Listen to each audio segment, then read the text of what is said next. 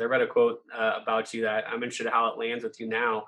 You were on the cover of Time magazine, which I think I can remember as a kid having, I don't know, it was first grade, second grade, something where we would create our own Time magazine covers and write an article about who we're going to be. Like you had that, and the quote, it said somewhere in there is, "There's no way to put what Eric has done in perspective because no one has ever done anything like it.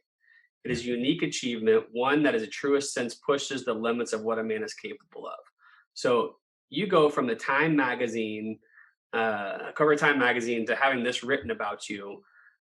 Was it tough to, so you get all the accolades from it, but you're an adventurer. You want what's next. Was it tough to kind of figure out, like, what do I do now that, like, it seems, by life standards, I might have reached the pinnacle?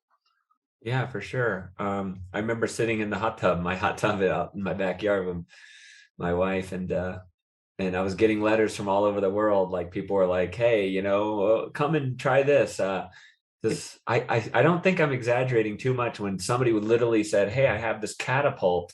We're going to catapult you over a canyon, and we have this giant wall that we built. It's Velcro, and you're going to be in a Velcro suit, and you're going to stick to the wall. It's going to be amazing." And I'm like, "No, that doesn't sound amazing.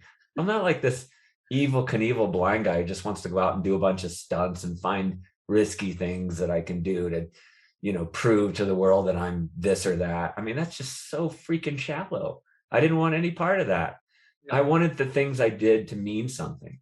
And so PV, who was our team leader, he did something so amazing. I still remember it. I came down the mountain and I was down through the Kumbu Icefall, which is another just jumbled up mess of boulders of ice of every size imaginable. And we had to cross through that 10 times. So you come down the ice fall the last time, you're so psyched to get through this labyrinth of ice, and I'm alive. I'm so happy. And PV pulls me aside and he says, "Do me a favor." He says, "Don't let Mount Everest be the greatest thing you ever do."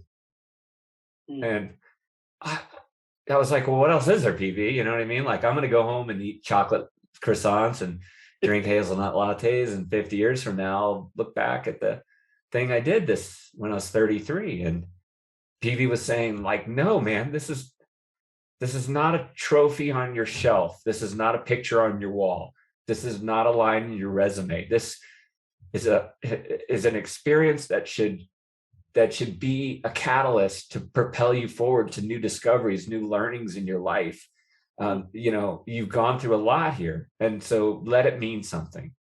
And so it really helped me to think about what comes next. It has to be meaningful.